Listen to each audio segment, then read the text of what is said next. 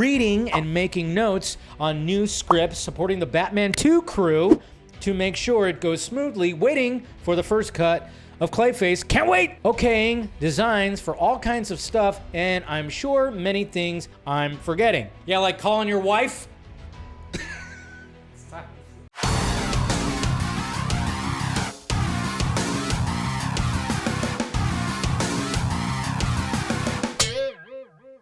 DCU news. We got CCXP that's happening, of course. Hopefully we're going to be getting some superhero?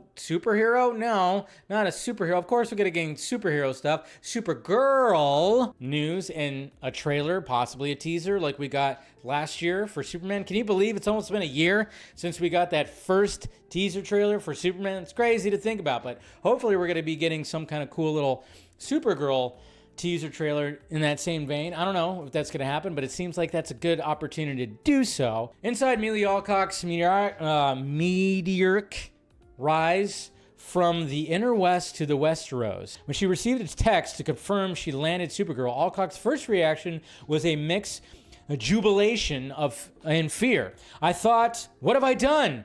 I really struggled to believe I could do it. I even called the director saying, I don't know how to be that person. I'm just me. The panic didn't last. Eventually I realized the only way through was to trust myself. I said thrust myself. Jesus Christ. I'm having a good time reading these quotes right now. Thrust myself? That sounds really dirty. Good job, Dave. Life is right on time. Things happen when they're supposed to, whether you feel ready or not. So when it came to the Forbes article, also, this is what they were saying that the Supergirl budget is $200 million, which sounds about right, especially if it takes place in the cosmos. You got a bunch of VFX backgrounds, you got a bunch of VFX, and you got some big set pieces. That kind of sounds right. Yeah, that ain't fucking true. Not even a little bit true. Supergirl, have fun in a new planet. Description of the activation: get ready to venture into Supergirl's intergalactic bar. Don't worry, she doesn't own the bar, but she could be. What? She doesn't own the bar, but she could be? Okay. Have fun in the crypto challenge. Take lots of photos with our otherworldly popcorn machine. Compete against your friends in Kryptonian speed and strength battles and dance to our hits. Stay alert and don't miss the chance to win prizes from the claw machine. Good luck. Cosmicbook News right here, of course, posting some more bullshit. Fans hoping for more serious or heroic Supergirl apparently aren't getting that version in the DCU. It's a direct callback to Tom King's Women of Tomorrow, which I'm assuming Matt McGroin has never read or even got a fucking synopsis of it. A comic widely criticized for turning Supergirl into a bitter, booze-fueled character.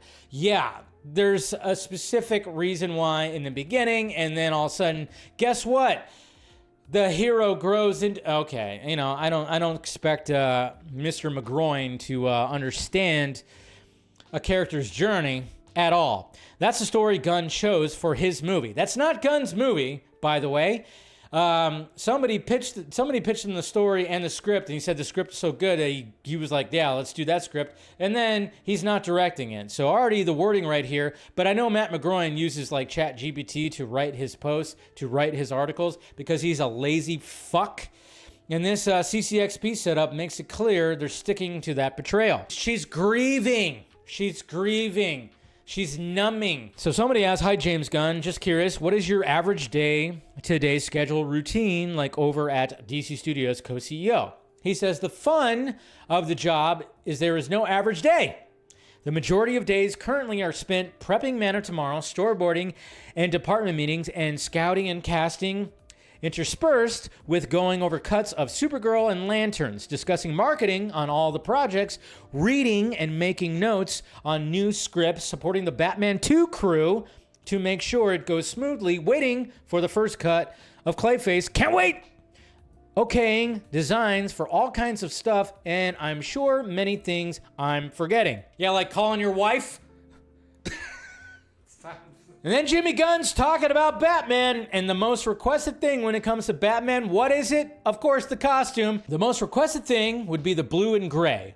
then the yellow around the bat, of course the oval, and then the white eyes. But all those things I find less important than the character himself, the writing, and the person who plays him. Individuals are making clear that what they want to see, but even the most requested thing, the blue and gray, is split evenly with people who don't want that. And the other two most requested things are also things just as many people say they don't want to see. So you have to do what's right by specific film and story. Not the first time that Jimmy Gunn has specifically said this. He said this with Tom Segura on Tom Segura's podcast. If you go find that podcast, he actually says that to Tom, because Tom even said, yeah, have the blue and gray Batman suit, the Batsuit.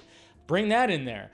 And people were talking about the suit, they talk about the white eyes, but even Jimmy Gunn said specifically, no, it's all about the story. It's more about the story and the fucking actor playing him, which he's not wrong. Yes, the costume is very important too. Let's not get that, let's not say the costume is not that important, Jimmy Gunn. It is pretty important.